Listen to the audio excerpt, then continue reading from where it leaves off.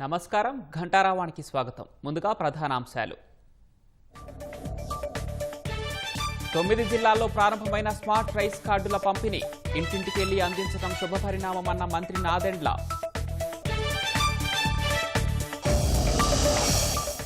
ర్యాపిడో భాగస్వామ్యంతో 1000 మందికి పైగా మహిళలకు ఉపాధి. గర్వంగా లక్ష్యాలు అందుకొని సంపాదిస్తున్నారన్న లోకేష్.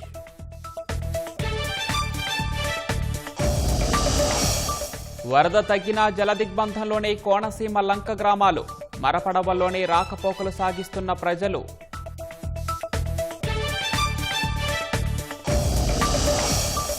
పాడేరులో సైబర్ నేరగాళ్లకు చిక్కిన హోటల్ నిర్వాహకుడు. బ్యాంకు ఖాతా నుంచి 1,46,000 మాయం.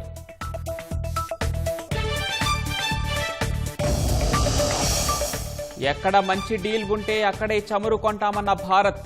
అమెరికా అదనపు సుంకాలు పక్షపాత చర్యని మండిపాటు.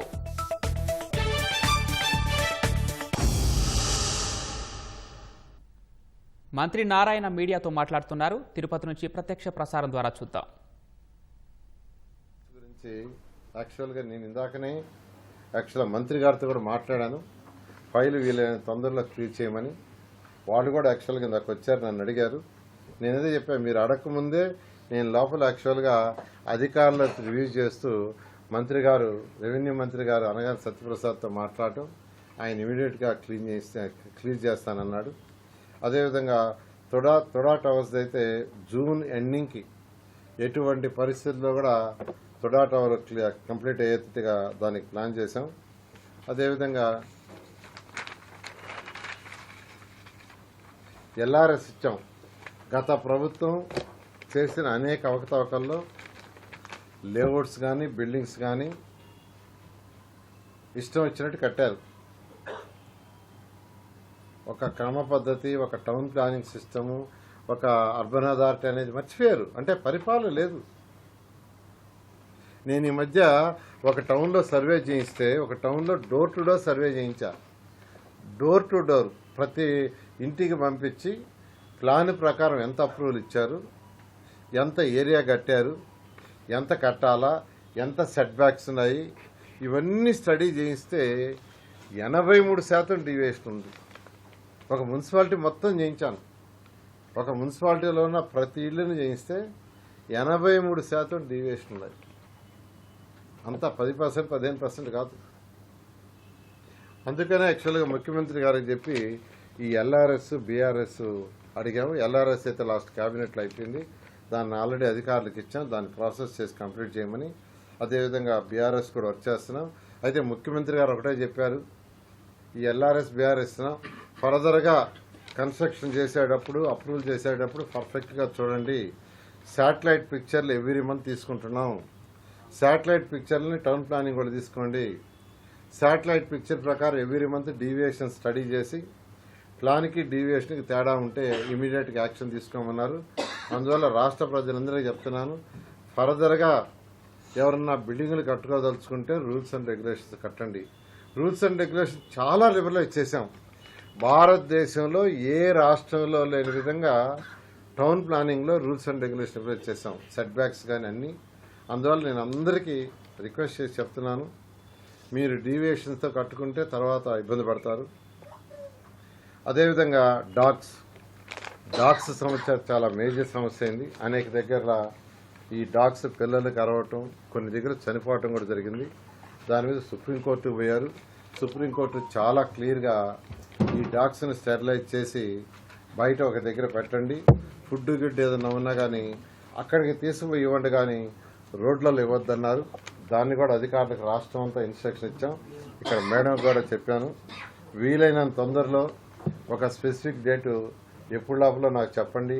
ఆ డేట్కి డాగ్స్ని చంపకూడదు, వాటినన్నింటి ఒక ప్లేస్లో క్లోజ్లో పెట్టమన్నారు. ఫుడ్ అది కూడా అక్కడికి తీసుకుపోయమన్నారు. ఆ విధంగా చేయడం జరుగుతుందని తెలియజేస్తున్నాను. అదేవిధంగా అమృతలో ఒక 25 ml ఎస్టీపీ ఒకటి యాక్చువల్గా కావాలన్నారు. దానికి కూడా యాక్చువల్గా పర్మిషన్ ఇస్తున్నాము. అదేవిధంగా ఇక్కడ ఇందాక చెప్పినట్టుగా లెగసీ అయితే 2.21 2,20,1,000 చెత్త ఉంది. దాంట్లో ఈ రోజు వరకు 1,45,000 క్లియర్ చేశారు. బ్యాలెన్స్ కూడా అక్టోబర్ 2వ తేదీకి కంప్లీట్ చేయడం జరుగుతుంది. టీడీఆర్ బాండ్స్ అనేది యాక్చువల్గా రాష్ట్రంలో మేజర్ సమస్య. ఇది తణుకులో ఎక్కువ ప్రాబ్లం వచ్చింది. తణుకులో కేవలం ఒక 50 కోట్ల బాండ్స్ని 700 కోట్లకి యాక్చువల్గా 750 కోట్లకి ఇచ్చేశారు. ఈ బాండ్స్లో జరిగే మిస్టేక్ ఏంటంటే ల్యాండ్ అక్విజిషన్కి ప్రభుత్వం రోడ్డు వేయదలుచుకున్నది, ల్యాండ్ కావాలి. ఎవరైతే ల్యాండ్ ఉందో వాళ్ళని తీసుకుంటాం. తీసుకునేటప్పుడు బాండ్స్ 4 రెట్లు ఇస్తాం అక్కడ వాల్యూకి, అక్కడ ఉన్న రిజిస్ట్రేషన్ వాల్యూకి, ఆ సర్వే నెంబర్లో ఉన్న రిజిస్ట్రేషన్ వాల్యూకి. కానీ గత ప్రభుత్వాలు ఏం చేశారంటే ల్యాండ్ ఒక దగ్గర ఉంటుంది, వాళ్ళు ఇచ్చే సర్వే నెంబర్ ఎక్కడంటే టౌన్ సెంటర్లో. అంటే వాళ్ళున్న దగ్గర స్క్వేర్ యార్డ్ 5,000 అయితే అదే టౌన్ సెంటర్లో ఎక్కడైతే 1,00,000, 2,00,000 ఉందో ఆ డోర్ నెంబర్ ఇచ్చేశారు. ఆ డోర్ నెంబర్ ప్రకారం బాండ్ 4 రెట్లు అబ్నార్మల్గా వెళ్ళిపోయింది. ఇది ఒక పెద్ద కేసు. సరే, దాన్ని ఇంటెలిజెన్స్ విజిలెన్స్ వాళ్ళు యాక్చువల్గా పరిశీలి చేస్తున్నారు. ఏదేమైనా ప్రజలు ఇబ్బంది పడకూడదని దానికి కూడా కోర్టుకు పోవడం జరిగింది. వాళ్ళు కోర్టుకు పోతే కోర్టు ఏమి ఇచ్చిందంటే ఒరిజినల్ వాల్యూ ఎంత ఉందో దాని ప్రకారం ఎవరైతే ఒప్పుకుంటారో వాళ్ళకి ఇచ్చేయమన్నారు. దాని ప్రకారం తణుకు బాండ్లు కూడా అంటే రియల్ వాల్యూకి చాలా మంది క్లియర్ చేసి ఇంకా క్లియర్ చేయాలా. ఇక్కడ తిరుపతిలో మొత్తం ఈ ప్రభుత్వం వచ్చేటప్పటికి 1000 ఈ రోజు వరకు పెండింగ్ కానీ వచ్చినాయి కానీ 1077 ఉన్నాయి. అందులో 709 ఇష్యూ చేశారు. 360 బాండ్లు ఇంకా ఇవ్వాలి. ఈ 368లో కూడా లీగల్ సమస్యలుండే 59 ఉన్నాయి. ఆ లీగల్ సమస్యలు పూర్తయితే అవి ఇస్తారు. అదేవిధంగా అబ్రాడ్లో ఉండేవాళ్ళు ఒక 30 మంది ఉన్నారు. అదేవిధంగా స్క్రూటినీలో అధికారుల దగ్గర స్క్రూటినీలో మరొక 40 ఉన్నాయి. ఒక 162 పెండింగ్ ఉన్నాయి. ఇవన్నీ కూడా వీలైనంత తొందరలో క్లియర్ చేయమని చెప్పాను. రాష్ట్రంలో విశాఖపట్నం, గుంటూరు, తిరుపతి ఈ మూడిట్లోనే ఎక్కువగా టీడీఆర్ బాండ్ బ్యాలెన్స్ ఉన్నాయి. మిగతా దగ్గరలంతా అయిపోయినాయి. ఈ మూడింటిని కూడా స్పెషల్ డ్రైవ్ చేస్తున్నాం. వీలైనంత తొందరలో వీటిని కూడా క్లియర్ చేయడం జరుగుతుంది. అయితే ఒకటి ప్రజలకు నేను చెప్పేది ఏంటంటే ఏదైతే వాళ్ళు షార్ట్ ఫాల్స్ చేస్తారో వాటిని వీలైనంత తొందరలో క్లియర్ చేసుకోవాల్సిందిగా నేను తెలియజేస్తున్నాను. ఈ విధంగా ఈరోజు అటు మున్సిపల్ అర్బన్ అథారిటీ యొక్క తిరుపతిని గురించి డిస్కస్ చేయడం జరిగింది. ఖజానా ఖాళీ అయినా బడ్జెట్లో ప్రొవిజన్స్ చేయలేకపోయినా ఈరోజు ముఖ్యమంత్రి గారు ఒకటే ప్రజలకు మాట ఇచ్చాం, సంక్షేమాలు చేస్తూ డెవలప్ చేయాలని చెప్పడం. దానికి ఈరోజు ఎన్డీఏ ప్రభుత్వం ఈ రాష్ట్రంలో ఉండేది, అటు కేంద్రంలో కూడా ఎన్డీఏ కేంద్ర ప్రభుత్వంతో కూడా ఈరోజు కోఆర్డినేట్ చేసుకుంటూ ఈరోజు మున్సిపాలిటీ చేస్తున్నాం. ఖచ్చితంగా రాబోయే 3 సంవత్సరాల్లో ఈ మున్సిపాలిటీలో బేసిక్ ఇన్ఫ్రాస్ట్రక్చర్ అన్నిటికీ ఇవ్వడం జరుగుతుంది. చౌకబియ్యం పక్కదారి పట్టకుండా నివారించడమే లక్ష్యంగా రాష్ట్ర ప్రభుత్వం తీసుకువచ్చిన స్మార్ట్ రైస్ కార్డుల పంపిణీ ప్రారంభమైంది. విజయవాడ వరలక్ష్మీ నగర్లో పౌర సరఫరా శాఖ మంత్రి నాదెండ్ల మనోహర్ స్మార్ట్ రైస్ కార్డులు పంపిణీ చేశారు. ఇంటింటికి వెళ్లి లబ్ధిదారులకు కార్డులు అందజేశారు. సాంకేతికత వినియోగంతో స్మార్ట్ రేషన్ కార్డుల తయారీ చేశామని మంత్రి తెలిపారు. రేషన్ తీసుకోగానే క్యూఆర్ కోడ్ ద్వారా కేంద్ర, జిల్లా కార్యాలయాలకు సమాచారం అందుతుందన్నారు. భవిష్యత్తులో రేషన్ దుకాణాల ద్వారా గోధుమలు అందజేస్తామని మంత్రి స్పష్టం చేశారు. స్మార్ట్ రైస్ కార్డుల ద్వారా అందులో క్యూఆర్ కోడ్ పొందుపరిచాం కాబట్టి ఆ టెక్నాలజీ ద్వారా అనుక్షణం ఎప్పుడైతే ఒక ట్రాన్సాక్షన్ జరుగుతుందో లబ్ధిదారులు ఎవరైతే వెళ్ళి ఆ షాపుల దగ్గర సరుకులు తీసుకుంటారో ఇమీడియట్గా కలెక్టర్ గారికి, జాయింట్ కలెక్టర్ గారికి, మాకు కేంద్ర కార్యాలయంలో కూడా ఆ సమాచారం అందే విధంగా ఆ టెక్నాలజీని ఉపయోగించుకుంటున్నాం. దాదాపు 5,71,000 మందికి ఎన్టీఆర్ జిల్లాలో మనం ఈ రోజున ఈ స్మార్ట్ కార్డు పంపిణీ చేయబోతున్నాం. ఎందుకంటే ఇంత భారీ ఎక్సర్సైజ్ భారతదేశంలో ఇక్కడ జరగలేదు. 1,46,00,000 గృహాలకి అంటే మన రాష్ట్రంలో 4,42,00,000 మందికి ఈ స్మార్ట్ రైస్ కార్డులు రాబోయే 15 రోజుల్లో అందించే ఒక ప్రణాళికని ఏ మాత్రం కూడా పౌరులకి ఇబ్బంది కలగకుండా చేసే కార్యక్రమాన్ని విజయవంతం చేస్తున్నందుకు గ్రామ సచివాలయం, వార్డు సచివాలయం సిబ్బందిని కూడా అభినందిస్తూ ప్రభుత్వ యంత్రాంగం ఎప్పుడు గౌరవ ముఖ్యమంత్రి గారు, అదేవిధంగా గౌరవ ఉప ముఖ్యమంత్రి గారు ప్రజలకి మరింత మెరుగైన పాలన అందించాలి, సుపరిపాలన అంటే ఈ విధంగా ఉంటుందని చేసి చూపిస్తున్నాం. ఈ కార్యక్రమాన్ని సెప్టెంబర్ 15వ తారీఖు కల్లా ముగించే విధంగా రాష్ట్ర వ్యాప్తంగా ప్రతి ఒక్కరికి ఇంటికి వెళ్లి ఈ కార్డులు అందించే విధంగా ఈ కార్యక్రమాన్ని తీసుకెళ్తాం. కార్డు వచ్చినా రాపోయినా ఈ 15 రోజుల్లో మీరు తప్పకుండా సెప్టెంబర్ 1వ తారీఖున మళ్ళీ మీరు గతంలో ఏ విధంగా సాధారణంగా మీరు రేషన్ తీసుకునే వాళ్ళు అదే విధంగా మీరు పోయి సరుకులు తెచ్చుకోవచ్చు. రేషన్తో పాటు మేము షుగర్ కూడా ఇస్తున్నాం. అవసరాన్ని బట్టి నిత్యావసర సరుకులు, పామాయిల్ కానివ్వండి, కందిపప్పు కానివ్వండి, రాబోయే రోజుల్లో గోధుమ కూడా సరఫరా చేసేటట్టు మేము ఏర్పాట్లు చేస్తున్నాం.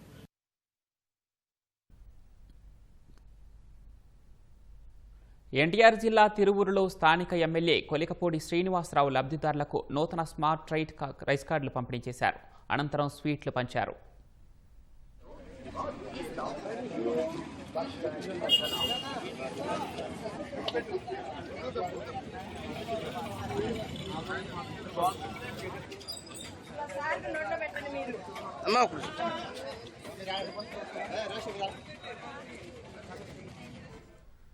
నేడు శ్రీకాకుళం, విజయనగరం, విశాఖ, కృష్ణా, ఎన్టీఆర్, తిరుపతి, నెల్లూరు, తూర్పుగోదావరి, పశ్చిమ గోదావరి జిల్లాలో స్మార్ట్ రైస్ కార్డుల పంపిణీ చేస్తున్నారు. వచ్చే నెల 15 వరకు 4 విడతల్లో స్మార్ట్ రైస్ కార్డుల పంపిణీ జరగనుంది.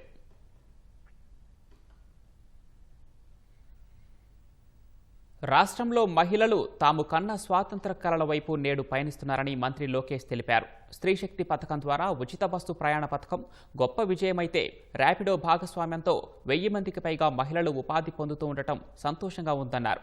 రాష్ట్రమంతటా మహిళలు గర్వంగా లక్ష్యాలు అందుకొని సంపాదిస్తున్నారని తెలిపారు. ముమ్మాటికి ఇది మంచి ప్రభుత్వమే అంటూ మహిళల ర్యాపిడో వాహనాల డ్రైవింగ్పై ఓ వీడియోను సామాజిక మాధ్యమం ఎక్స్లో లోకేష్ పోస్ట్ చేశారు. నా పేరు భవానీ.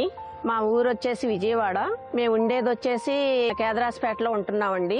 నేను ర్యాపిడ్ డ్రైవర్గా పనిచేస్తున్నానండి.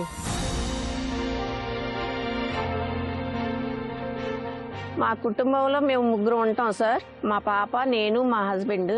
మా హస్బెండ్ గారు ఏం పని చేయలేరు, తనకి పెరాసిస్ వచ్చింది. మా కుటుంబం ఆదాయం అంత ముందు చాలా ఇదిగా ఉండేది, కానీ ఇప్పుడు ఏంటంటే ఈ ర్యాపిడ్ వల్ల మాకు ఆదాయం వస్తుంది సార్.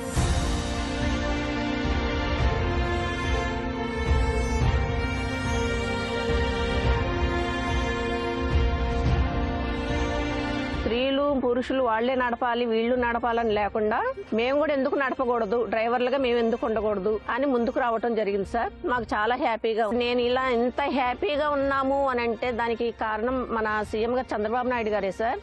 ఆయన పరిపాలన చాలా బాగుంది. మాలాంటి మహిళలు, ఇంట్లో ఉండి ఇబ్బందులు పడే మహిళలకి ఇలాంటి అవకాశాలు ఇచ్చి కల్పించి మాకు చాలా ఉపయోగంగా ఉంది సార్. మన సీఎం గారికి నా ధన్యవాదాలు. విష ప్రచారమే వైసీపీ పనిగా పెట్టుకుందని మంత్రి గొట్టిపాటి రవికుమార్ ధ్వజమెత్తారు. వైసీపీ తప్పుడు ప్రచారాలను నమ్మే స్థితిలో ప్రజలు లేరన్నారు.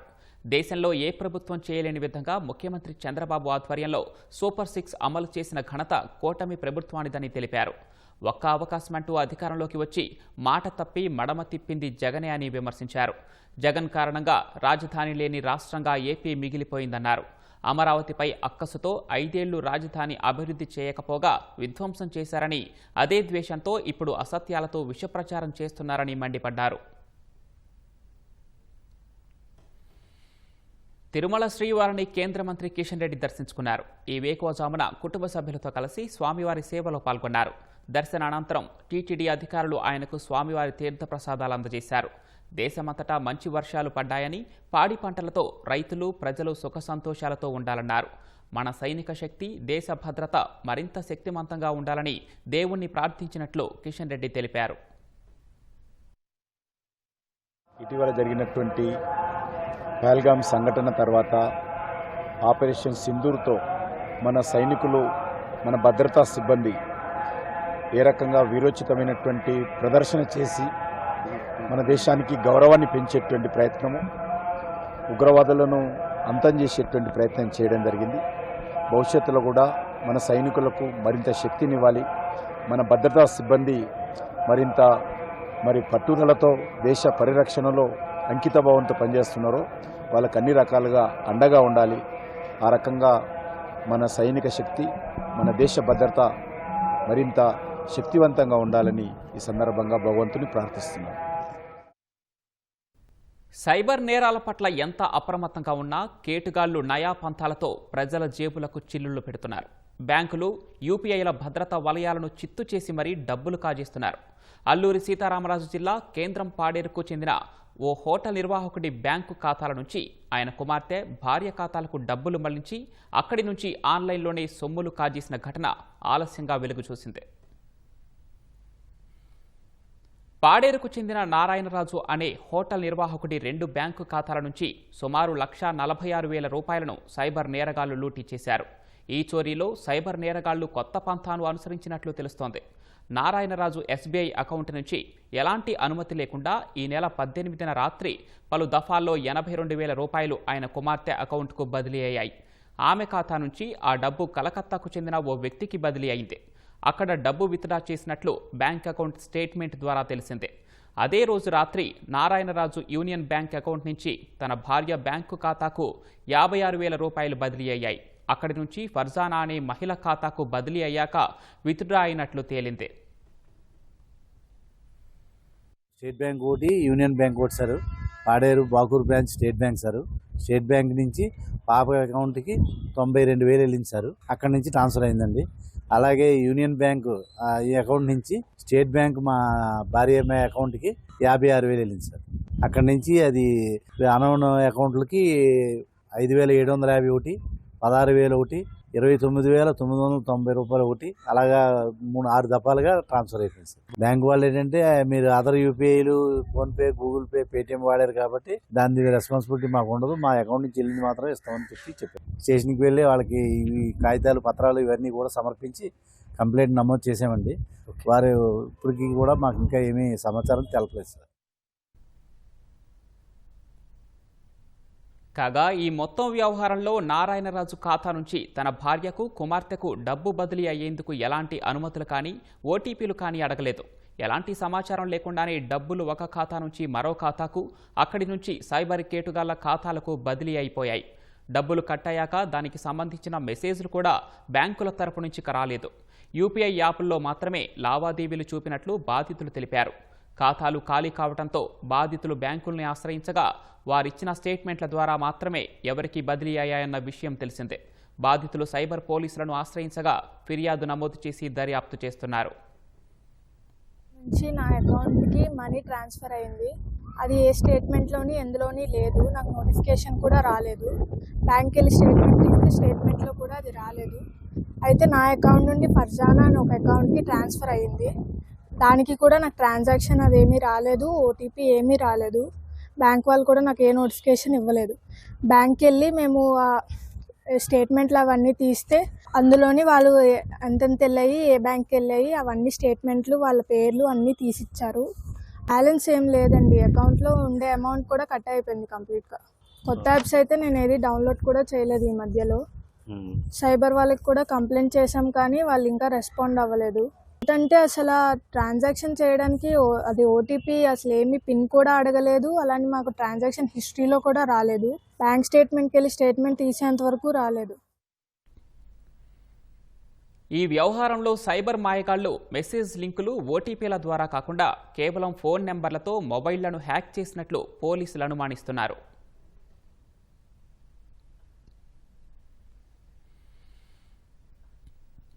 తాకట్టులో ఉన్న బంగారాన్ని విడిపిస్తామని నమ్మించి డబ్బుతో ఉడాయించిన ముఠాను బాపట్ల జిల్లా వేటపాలెం పోలీసులు అరెస్ట్ చేశారు.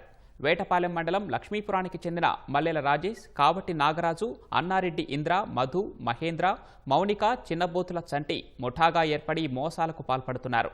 తాకట్టులో ఉన్న బంగారాన్ని విడిపించి మార్కెట్ ధరకు కొంటామంటూ సామాజిక మాధ్యమాల్లో ప్రకటనలు ఇస్తున్నారు. ఈ ప్రకటనకు స్పందించిన విజయవాడకు చెందిన రెహమాన్ అనే వ్యక్తి ఈ నెల 20న చీరాలకు వచ్చారు. ఓ బ్యాంకులో 4 లక్షల రూపాయలకు బంగారం తాకట్టులో ఉందని, దాన్ని విడిపించి మార్కెట్ ధరకు కొని డబ్బులు ఇవ్వాలని ముఠాను ఆశ్రయించారు. రాజేష్ను ఇంటికి తీసుకువెళ్లిన ముఠా ముందస్తు పథకం ప్రకారం బెదిరించి నగదు, సెల్ ఫోన్ను దోచుకున్నారు. రెహమాన్ వారి చెర నుంచి బయటపడేందుకు ప్రయత్నించగా కత్తులతో దాడి చేశారు. అక్కడి నుంచి ఎలాగోలా గాయాలతో బయటపడ్డ రెహమాన్ చీరాల ఏరియా ఆసుపత్రిలో చేరి పోలీసులకు ఫిర్యాదు చేశారు. పోలీసులు దర్యాప్తు చేపట్టి 5 నిందితులను పట్టుకున్నారు. నిందితుల నుంచి 3 లక్షల నగదు, సెల్ ఫోన్, మారణాయుధాలు, ఓ ఆటోను స్వాధీనం చేసుకున్నట్లు చీరాల డీఎస్పీ మోయిన్ వెల్లడించారు. పరారీలో ఉన్న మరో 2 నిందితుల కోసం గాలిస్తున్నట్లు తెలిపారు. ఇన్స్టాగ్రామ్లో యాడ్ ఆ యాడ్ నెంబర్కి కాల్ చేసి మాకు స్లిప్పులు పెట్టారు, ఫలానా ఇదే అని చెప్పారు, ఇన్ని గ్రామ్స్ అని చెప్పారు. సరే అని చెప్పి అది మొత్తం చూసుకొని వచ్చాం. ఇక్కడికి వచ్చేప్పటికీ అది ఇంటికి తీసుకెళ్ళి ఇలా చేశాము. ఇది మొత్తం చేసింది 5. నన్ను నా మీద అటాక్ చేసింది మటుకు 3. అందులో మెయిన్ క్యాండిడేట్ ఏమో రాజేష్ అనే క్యాండిడేట్. ఆ వ్యక్తే నన్ను ఫోన్ చేసి ఇక్కడ మాకు కాల్ వచ్చింది ఆ వ్యక్తి ద్వారా. రెహమాన్ ఈ బంగారాన్ని విడిపించడం కోసం 4 లక్షల రూపాయలు తనతో పాటు తెచ్చుకున్నాడు అన్నమాట. వీళ్ళందరూ ఒక్కసారిగా అతన్ని చుట్టుముట్టి అతన్ని కదలకుండా బంధించి బెదిరించి ఆ 4 లక్షల రూపాయలు కనుక ఇవ్వకపోతే నీ అంతు తెలుస్తాం అది ఇది అని చెప్పగానే భయపడి ఇతను ఆ డబ్బులు వాళ్ళకి ఇవ్వడం జరిగింది. 4 లక్షల రూపాయలు. ఇతను వాళ్ళ బారి నుంచి తప్పించుకోవడం కోసం బయటికి రావడానికి ప్రయత్నం చేశారు. అప్పుడు ఇతను భయపెట్టడం కోసం వాళ్ళు అతని మీద కత్తితో దాడి చేసి ఆ తలకి ఇంజరీ కూడా చేయడం జరిగింది. ఇతను ఆ గాయాలతోనే బయటకు వచ్చేసి బయటికి రాగానే ఎవరైతే ముద్దాయిలు ఉన్నారో వాళ్ళు అక్కడి నుంచి పారిపోవడం జరిగింది. ఇతను తనకు తెలిసిన వాళ్ళకి ఫోన్ ద్వారా తెలియజేసి గవర్నమెంట్ హాస్పిటల్కి చీరాల గవర్నమెంట్ హాస్పిటల్కి రావడం జరిగింది. ఈ డబ్బులని పంచుకొని మళ్ళీ వెళ్ళిపోవాలనే ఉద్దేశంతో ఒక చోటకు రాగానే ఇన్ఫర్మేషన్ మీద మనం అరెస్ట్ చేయడం జరిగింది. అరెస్ట్ చేసిన వాళ్ళు ఎవరంటే మల్లెల రాజేష్, కావాటి నాగరాజు, అన్నారెడ్డి ఇంద్ర, మల్లెల మౌనిక, చిన్నబోతుల చంటి, ఈ 5గురిని అరెస్ట్ చేయడం జరిగింది. అన్నారెడ్డి మధు మరియు అతని కుమారుడు సన్ని అనే వాళ్ళు పరారీలో ఉన్నారు. 4 లక్షల రూపాయలు, 1 లక్ష రూపాయలు వాళ్ళు ఖర్చు పెట్టేసుకున్నారు. 3 లక్షల రూపాయలు స్వాధీనం చేసుకోవడం జరిగింది. ఢిల్లీ సీఎం రేఖా గుప్తాపై దాడి ఘటనలో కీలక విషయాలు వెలుగులోకొచ్చాయి. సీఎంను కత్తితో పొడవాలని నిందితుడు ప్రణాళిక చేసుకున్నట్లు పోలీసుల విచారణలో తేలింది. ఆగస్టు 20న సివిల్ లైన్స్లోని సీఎం క్యాంపు కార్యాలయంలో రేఖా గుప్తా జన్ సున్వాయ్ కార్యక్రమాన్ని నిర్వహిస్తూ ఉండగా ఫిర్యాదుదారు ముసుగులో వచ్చిన రాజేష్ సకారియా పత్రాలను అందిస్తూ సీఎంపై ఒక్కసారిగా దాడికి తెగబడ్డాడు. ఈ ఘటనలో రాజేష్ను అరెస్టు చేసి విచారించగా సీఎంపై కత్తితో దాడి చేయాలని ప్లాన్ చేసినట్లు నిందితుడు వెల్లడించాడు. అయితే భారీ భద్రత కారణంగా తన ప్రణాళికను విరమించుకున్నట్లు సకారియా చెప్పినట్లు తెలుస్తోంది. ఢిల్లీలో వీధి కుక్కలను తరలించాలని చాలాసార్లు అభ్యర్థించినా సీఎం పట్టించుకోకపోవడంతోనే దాడి చేయాలని నిర్ణయించుకున్నట్లు చెప్పాడు. అటు ఈ ఘటనలో సకారియా సాయం చేసిన మరో నిందితుడు తహసీన్ సయ్యద్ను ఢిల్లీ పోలీసులు ఆదివారం అరెస్ట్ చేశారు. దాడి ఘటన కారణంగా సీఎం రేఖా గుప్తాకు సీఆర్పీఎఫ్ జవాన్లతో జెడ్ కేటగిరీ భద్రత కల్పించిన కేంద్రం తాజాగా దానిని తొలగించింది. మునుపటిలాగే ఢిల్లీ పోలీసులు ఆమెకు భద్రత కల్పిస్తారని అధికారిక వర్గాలు వెల్లడించాయి. ఉత్తరప్రదేశ్లోని బులంద్ షహర్ జిల్లాలో జరిగిన ఘోర రోడ్డు ప్రమాదంలో 8 మంది దుర్మరణం పాలయ్యారు. భక్తులతో వెళుతున్న ట్రాక్టర్ను కంటైనర్ ఢీకొట్టడంతో ప్రమాదం జరిగింది. ఈ ఘటనలో మరో 43 మంది భక్తులు గాయపడ్డారు. కాస్గంజ్ జిల్లాలోని రఫత్పూర్ గ్రామం నుంచి రాజస్థాన్లోని జహర్వీర్కు తీర్థయాత్ర కోసం 61 మంది భక్తులతో ట్రాక్టర్ బయలుదేరింది. బులంద్ షహర్ అలీఘర్ సరిహద్దులో అర్నియా బైపాస్ వద్దకు ట్రాక్టర్ చేరుకోగానే వేగంగా వచ్చిన కంటైనర్ వెనుక నుంచి బలంగా ఢీకొట్టింది. దీంతో ట్రాక్టర్ బోల్తా పడింది. ఈ ప్రమాదంలో 2 చిన్నారులు సహా మొత్తం 8 మంది మృతి చెందారు. మరో 43 మంది గాయపడ్డారు. క్షతగాత్రులను సమీప ఆసుపత్రికి తరలించి చికిత్స అందిస్తున్నారు. గాయపడిన వారిలో 3 పరిస్థితి విషమంగా ఉందని, వారికి వెంటిలేటర్ సాయంతో చికిత్స అందిస్తున్నట్లు పోలీసులు చెప్పారు. కేసు నమోదు చేసిన పోలీసులు దర్యాప్తు చేస్తున్నారు.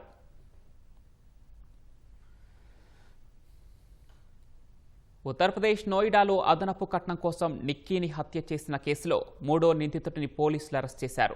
మృతురాలి బావ, ప్రధాన నిందితుడు సోదరుడు రోహిత్ను పోలీసులు అరెస్ట్ చేశారు. సిర్సా టోల్ చౌరాహా సమీపంలో రోహిత్ను అరెస్ట్ చేసినట్లు కస్నా పోలీసులు వెల్లడించారు. ఈ కేసులో ఇప్పటికే మృతురాలి భర్త, అత్తను అరెస్ట్ చేయగా తాజాగా రోహిత్ను అరెస్టు చేశారు. పరారీలో ఉన్న మామ కోసం తీవ్రంగా గాలిస్తున్నట్లు పోలీసులు వెల్లడించారు. అటు కోర్టు నిక్కీ భర్త విపిన్కు 14 రోజుల జ్యుడిషియల్ కస్టడీ విధిస్తూ ఆదేశాలు జారీ చేసింది.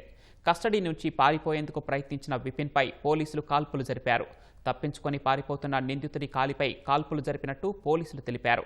అదనపు కట్నం కోసం 30 ఏళ్ల నిక్కీ అనే మహిళను ఆమె భర్త విపిన్తో పాటు అత్తింటి వారు పెట్రోల్ పోసి నిప్పంటించి హత్య చేశారు.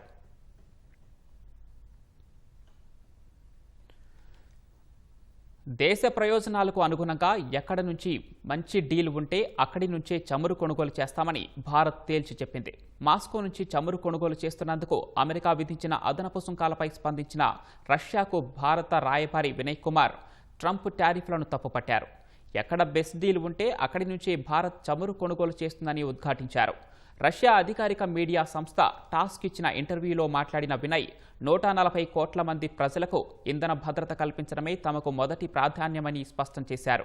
ఉత్తమమైన డీల్తో ఎక్కడ చౌకగా దొరికితే అక్కడి నుంచే భారత కంపెనీలు చమురు కొనుగోలు చేస్తాయని చెప్పారు. ప్రస్తుతం అదే జరుగుతోందన్నారు. రష్యాతో భారత సహకారం కారణంగానే అంతర్జాతీయ మార్కెట్లో చమురు ధరలు స్థిరంగా ఉన్నాయని భారత రాయబారి స్పష్టం చేశారు. అమెరికా విధించిన అదనపు టారిఫ్లు అన్యాయం, పక్షపాత చర్యని మండిపడ్డారు.